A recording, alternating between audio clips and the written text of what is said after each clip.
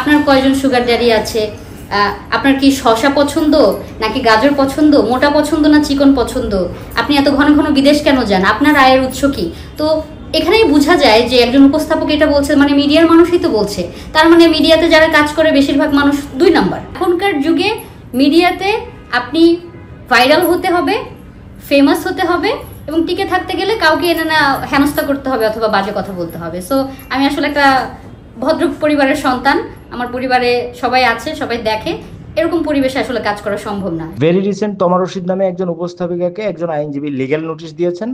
তাতে অভিযোগ রয়েছে তিনি অশ্লীলতাকে প্রমোট করছেন, সেই সাথে আরো অনেক কিছুই অভিযোগ আছে। আপনি যখন উপস্থাপনা করতেন তখন কি এই ধরনের পরিস্থিতি ফেস করতে হয়েছিল? এখন লিগ্যাল নোটিশ যে দিল শুধুমাত্র উপস্থাপিকাকে দোষ দিলে হবে না, যারা অনুষ্ঠান বানাচ্ছে, যারা স্ক্রিপ্টটা লিখছে তাদেরও এটা আসলে দায়বদ্ধতার জায়গায় আছে। এবং একজন উপস্থাপক এবং একজন সুশীল সমাজের নাগরিক অথবা ভদ্র পরিবারের শিক্ষিত মানুষ হিসেবে আমি উপস্থাপক হিসেবে আমার নিজেরও দায়িত্ব আছে, সেলফ সেন্সর একটা বিষয় আছে, সেটা থাকতে হবে। আপনাকে বলতে বলা হলো যে আমার সুগার ড্যাডি আছে, হ্যাঁ আমি তো কোটি কোটি টাকা তার কাছ থেকে নেই, আপনি এটা বলে দিবেন টিভি স্ক্রিনে? এটা কি বলার মতো কথা? যে জিনিস সবার সামনে আপনি বলতে পারবেন না, লোক সম্মুখে বলতে পারবেন না, যে জিনিস বললে ব্যাপারটা খুব খারাপ দেখায়, সেই জিনিসটা আপনি কেন বলবেন? নিজের সেন্সরের বিষয় আছে না? এটা আসলে পারিবারিক শিক্ষার অভাব।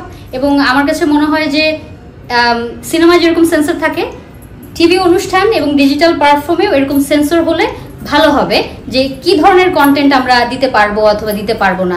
এটা আসলে উপস্থাপনা বলা চলে না, এটা একটা অসভ্যতার পর্যায়ে চলে গেছে, এদেরকে আমি উপস্থাপক বলি না। আমরা যে সময় উপস্থাপনা করতাম, আজ থেকে ধরেন 3-4 বছর আগেও উপস্থাপনাটা একটা শিল্প ছিল, কিন্তু এখনকার যুগে কিছু সংখ্যক উপস্থাপক যারা ধরেন ডিজিটাল প্ল্যাটফর্মে উপস্থাপনা করছে, এদের উপস্থাপনা মানে হচ্ছে কোনো পরিচিত মুখ অথবা শিল্পীকে এনে হেনস্থা করতে পারলেই উপস্থাপনা, হেনস্থা করতে পারলে অথবা ভিউ ব্যবসা, আসলে শিল্পটা আসলে শিল্পর জায়গায় নেই। এখন একজন উপস্থাপকের কথা এবং ভাষা হবে খুব সাবলীল এবং খুব স্পষ্ট, মার্জিত হতে হবে একজন উপস্থাপককে, দেখতেও যাতে মার্জিত লাগে, কথা শুনে যাতে কানে শ্রুতি মধুর লাগে, এবং আপনি কি বিষয় নিয়ে কথা বলছেন সে বিষয়কে আপনি জেনে কথা বলছেন। এখনকার যারা উপস্থাপনা করে তারা হচ্ছে উল্টাপাল্টা প্রশ্ন করে দিবে, কাউকে বিব্রত করে দিবে, বয়সে ছোট অথবা বড়, সেটা দেখে না।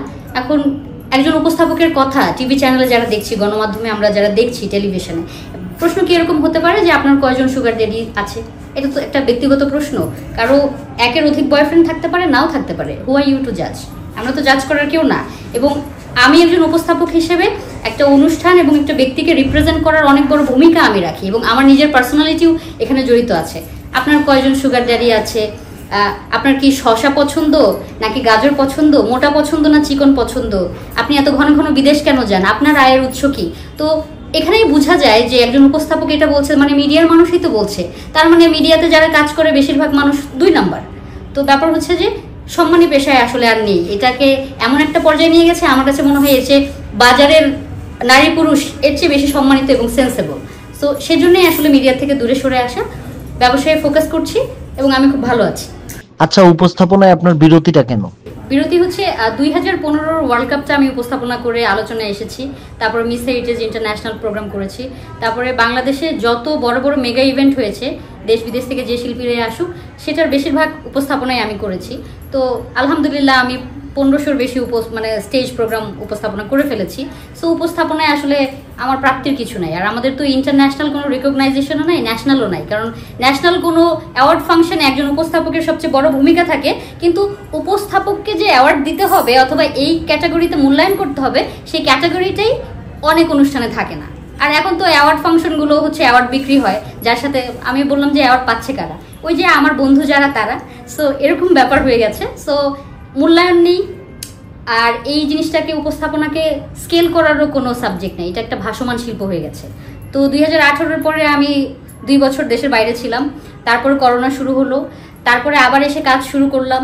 তারপরে আমি দেখলাম যে সিনিয়ররা যেরকম জুনিয়রদেরকে সমীহ করতে পারে না, এবং জুনিয়ররাও সিনিয়রদেরকে কিভাবে রেসপেক্ট করবে অথবা রেসপন্সিবল জায়গা থেকে একটা কোঅর্ডিনেশন করে যে ভালো পরিবেশে কাজ করবে, সেই পরিবেশটা নাই।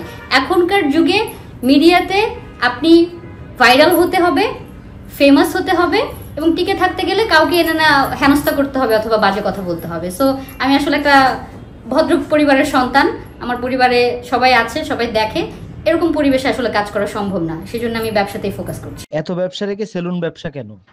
সেলুন ব্যবসাটা হচ্ছে, আমি যখন মিডিয়াতে কাজ করতাম তখন আমার প্রতিদিনই হচ্ছে মেকআপ নিতে হতো। তো সেক্ষেত্রে আমার মেকআপ প্রোডাক্টগুলো কোথা থেকে আসে, মেকআপ একটা আর্ট, এটা অনেক বড় একটা শিল্প, হয়তো বা আগে ওইভাবে ফলো করে কেউ প্রচার করতো না, কিন্তু এই ব্যবসাটা প্রফিটেবল এবং এই ব্যবসাটা মানুষের দৈনন্দিন জীবনের যে নিড সেটাও কিন্তু পূরণ করছে। কারণ একটা ছেলেকে সেলুনে আসতেই হবে চুল কাটার জন্য, একটা মেয়েকে আসতেই হবে একটা আইব্রো প্লাক করার জন্য অথবা ফেশিয়াল করার জন্য, নিজেকে পরিপাটি করার জন্য। সো এটা আসলে মানুষের এক প্রকার মানুষকে সেবা করাই বলা চলে। So why not. অবশ্যই বিশেষত্ব আছে। আমার যিনি পার্টনার আছেন তা সে বিগত 25 বছর ধরে বিউটি ইন্ডাস্ট্রিতে আছে এবং আমার সাথে তার 6টি সেলুন ফ্র্যাঞ্চাইজে। তো আমাদের সেলুনগুলো হচ্ছে স্বল্প মূল্যে স্বল্প দামে ভালো সার্ভিস, ইন্টারন্যাশনাল মানের সার্ভিস দেওয়ার চেষ্টা করে এবং এই সার্ভিসগুলো সবার নাগালে। এবং প্রাইম সেলুনের সার্ভিস শুধুমাত্র 50 টাকা থেকে। So everybody can afford it. So এটাই প্রাইম সেলুনের বিশেষত্ব। কোথায় কোথায় প্রাইম সেলুন আছে একটু যদি বলেন? প্রাইম সেলুন আছে ঢাকার উত্তরাতে, সাভারে, খুলনাতে এবং আরও অনেক নতুন ব্রাঞ্চ খোলার আমাদের ইচ্ছা আছে। দোয়া করবেন।